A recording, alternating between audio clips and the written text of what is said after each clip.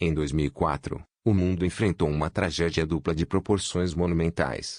Um poderoso terremoto no Oceano Índico foi seguido de um tsunami destruidor, que deixou mais de 260 mil mortos em 14 países. 7 anos depois, um desastre triplo castigou o Japão, quando um terremoto tão intenso quanto o do Oceano Índico, mas desta vez no Pacífico, provocou um tsunami também devastador, contra o qual as sólidas defesas japonesas não tiveram chance.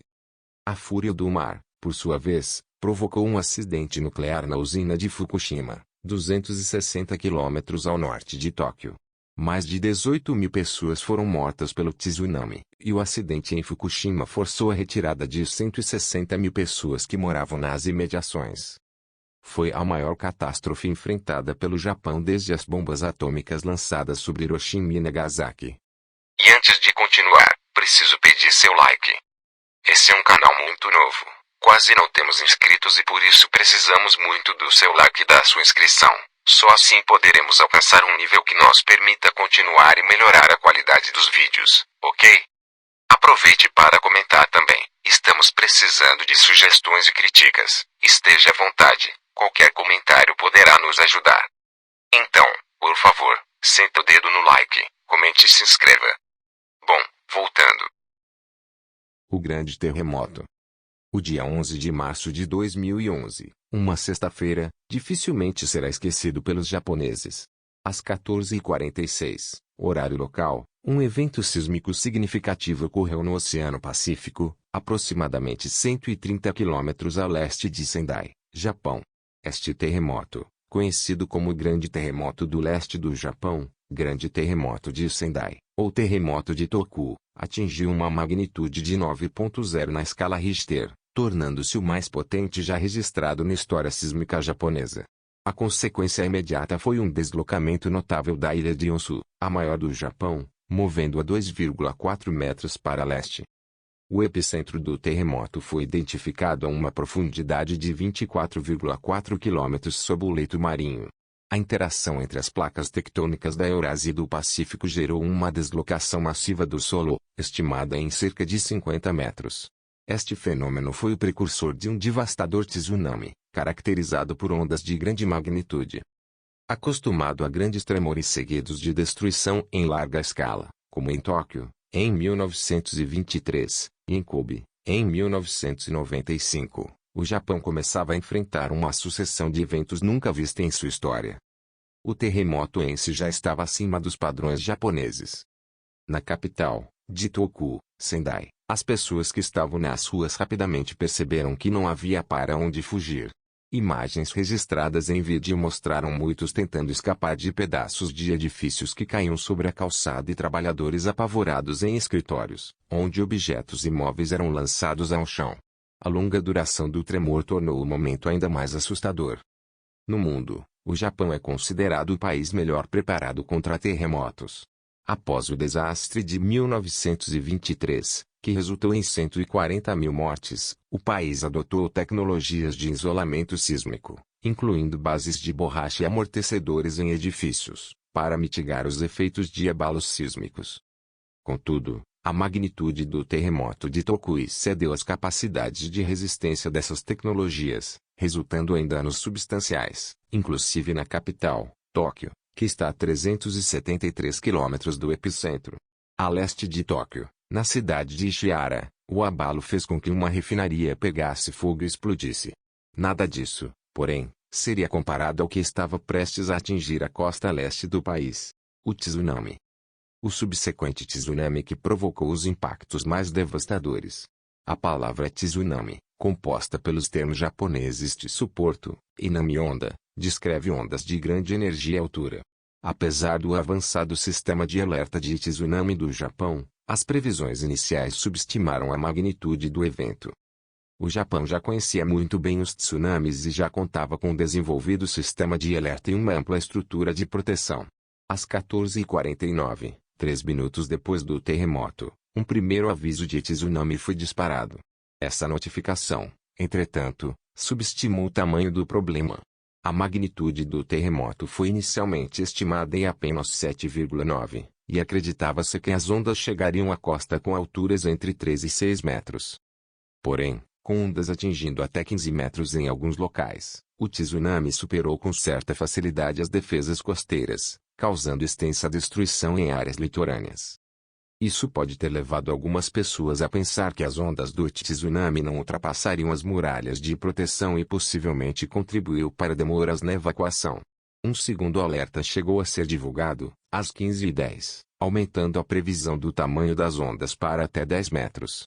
Nesse momento, porém, o tsunami já estava perto demais. Meia hora depois do terremoto, as ondas chegaram à costa de Toku e outras regiões do leste do Japão. Do alto de prédios muitos japoneses viam, impotentes, o momento em que as primeiras ondas venciam os muros de proteção como se estes não existissem. Paredes de água invadiram as cidades do litoral, carregando e destruindo barcos, carros e casas, que de longe pareciam de brinquedo. O porto e o aeroporto de Sendai foram gravemente afetados, e a onda de destruição estendeu-se até a cidade de Miyako, ao norte. Embarcações, aeronaves, helicópteros, automóveis de diferentes tamanhos foram facilmente arrastados pelas ondas. Câmeras japonesas gravaram imagens que impressionaram o mundo. Cerca de 250 quilômetros ao norte de Sendai, o tsunami chegava à cidade de Miyako, onde a destruição foi igualmente espantosa. A montanha de água negra do mar logo venceu as barreiras de 5 metros de altura, arrastando com ela carros, barcos, casas e os postes de eletricidade. Nos dias seguintes, esforços de resgate intensificaram-se em áreas inundadas e devastadas. A BBC News reportou que um terço da cidade de Kizunuma, de 74 mil habitantes, estava submersa, e em Rikuzentakata, com 23 mil habitantes, a destruição foi quase total e mais de 300 corpos já haviam sido encontrados. O terremoto também gerou 125 tremores secundários, com alcançando magnitude 6.8. O impacto humano e material foi devastador.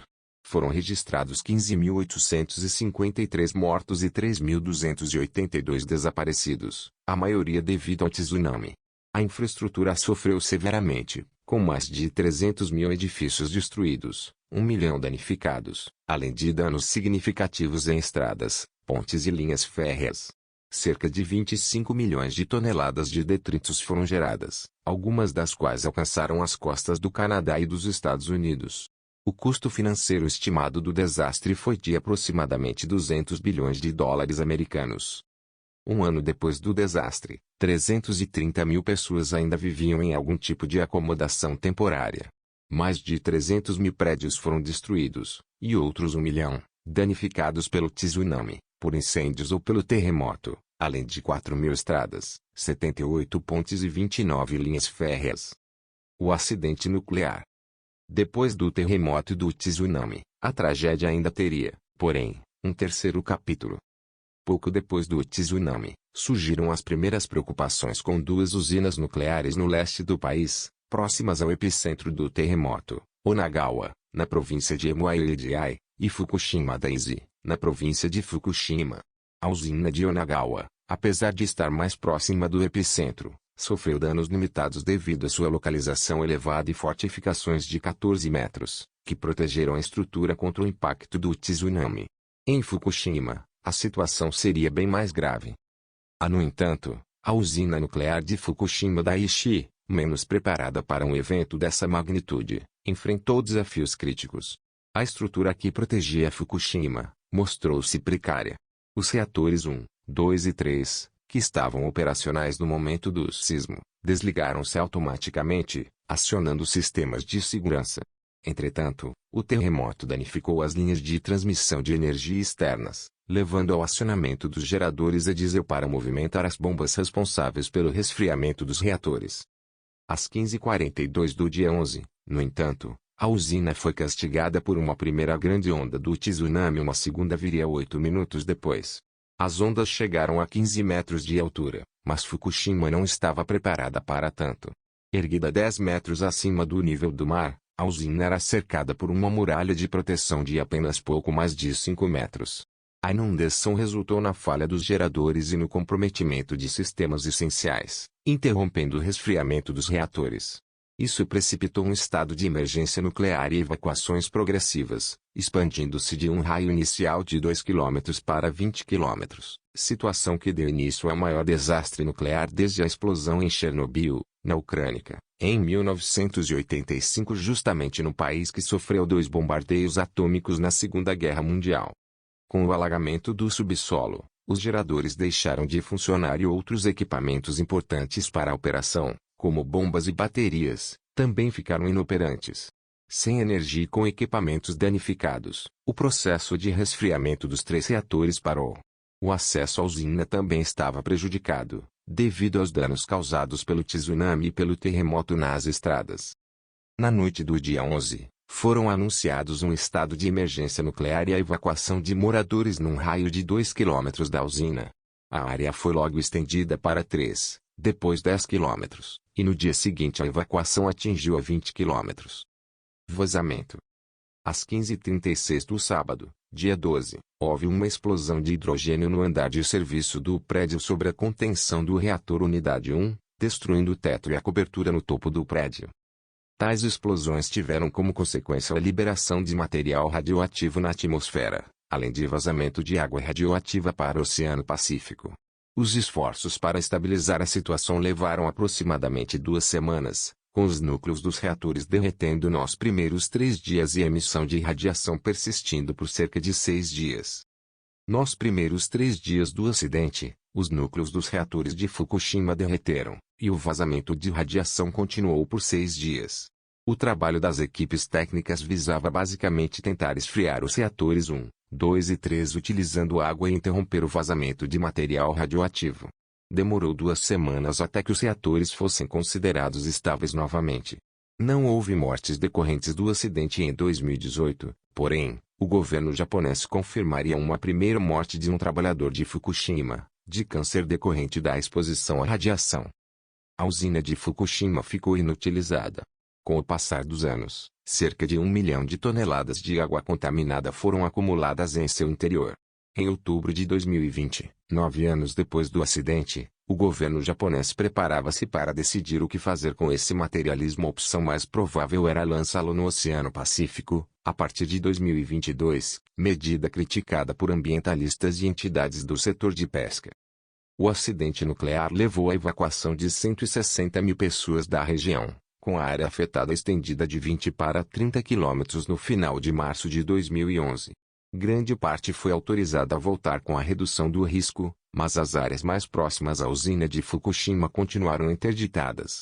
2 pequenas cidades, Okuma e Futaba, de 11 mil e 7 mil habitantes, respectivamente, continuaram fechadas durante anos. Em 2019, as autoridades permitiram o retorno dos moradores a 40% de Okuma, considerada segura depois de anos de descontaminação. Muitas pessoas, no entanto, ainda questionavam a segurança e não se sentiam confortáveis para voltar. Em março de 2020, Futaba foi reaberta, mas ainda apenas para a entrada de trabalhadores envolvidos em sua reconstrução. O retorno permanente de moradores só estava previsto para 2022. Depois do acidente, o Japão iniciou detalhadas inspeções de segurança em todos os seus cerca de 50 reatores nucleares. Devido às inspeções, em maio de 2012 todas as usinas do país foram fechadas, sendo reabertas aos poucos a partir de 2015. Entre elas, a usina de Onagawa, fechada desde 2011 e cujo funcionamento estava previsto para ser retomado no final de 2020.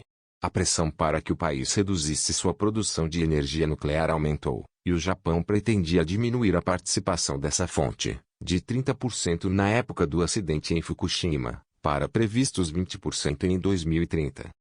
Japão mais preparado. Os efeitos do grande terremoto do leste do Japão duraram muito mais do que se imaginava. Em novembro de 2016, um tremor de 7,4 graus de magnitude atingiu as regiões de Fukushima e Muailijiai. Segundo técnicos, não se tratava de um novo terremoto, mas sim de um abalo secundário ainda decorrente do grande tremor de 2011. O evento, que não causou danos significativos, foi mais uma lembrança da dimensão do desastre de 5 anos antes e da necessidade de o país se preparar melhor para futuras tragédias. A partir de 2011, as defesas japonesas contra tsunamis, ao longo do litoral leste do país, foram ampliadas. Em vez de 5 metros de altura, os muros para conter futuras ondas gigantes passaram a ter cerca de 13 metros. A geografia da cidade de Hikuzentakata, uma das mais atingidas pelo tsunami, foi reformulada como parte de sua reconstrução. O centro da cidade, completamente destruído pelo mar, foi refeito sobre um imenso aterro que cobriu a antiga estrutura. A área com isso foi elevada em 10 metros, se tornando mais protegida do alcance de possíveis ondas gigantes.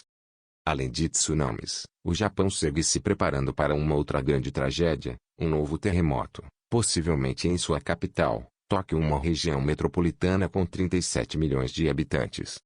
O último grande tremor a castigar a cidade, em 1923, está prestes a completar 100 anos, e especialistas avaliam que um desastre semelhante deve ocorrer cerca de um século depois. As chances de um novo terremoto atingir a cidade antes de 2050 são avaliadas em cerca de 70%. Enquanto seus prédios estão preparados para resistir a um forte tremor, um terremoto em Tóquio seria um desafio enorme para os serviços de socorro e resgate, seu sistema de transporte para a população. Por isso a cidade testa regularmente sua estrutura de comunicação, que envolve centenas de alto-falantes espalhados em espaços públicos. A certeza de que o Japão continuará a ser alvo de tremores de terra, alguns graves, faz com que a população no país esteja sempre a postos para uma emergência. 10 anos depois. Depois de 10 anos da tragédia de Fukushima, em 2021, às 14h46 hora local, o Japão observou um momento de silêncio nacional em memória das vítimas da catástrofe. Hoje, o Japão sabe que não pode evitar terremotos e tsunamis, mas pode estar preparado para salvar vidas em um futuro desastre. Os sinais visíveis da catástrofe vão desaparecendo.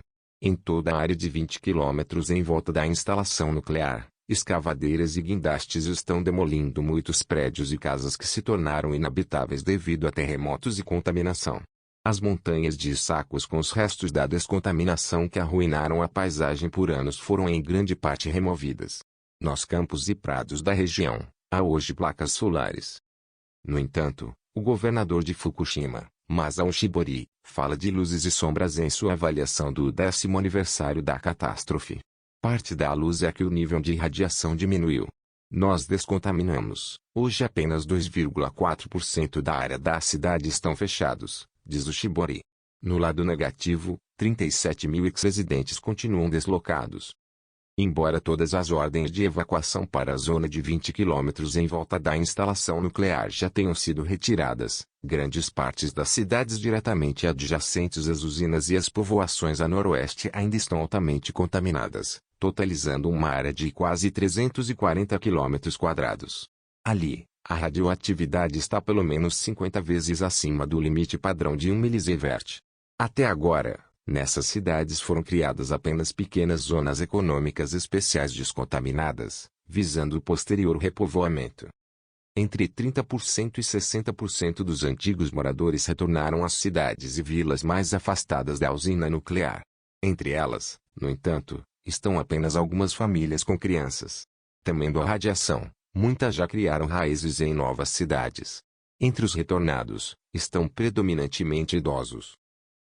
O mega-terremoto e a crise nuclear de Fukushima deixaram um legado duradouro.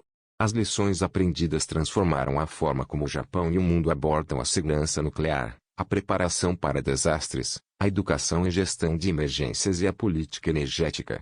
Enquanto avançamos, essas lições servem como um guia crucial para criar um futuro mais seguro e resiliente para todos. Obrigado por assistir até aqui e, por favor, não esqueça de deixar um like, é realmente muito importante para o canal. Escreva nos comentários qual assunto você gostaria de ver aqui. E se você gostou mesmo do vídeo, se inscreva no canal. A cada dia estou sozinho criando e melhorando a cada nova criação. Obrigado e até mais.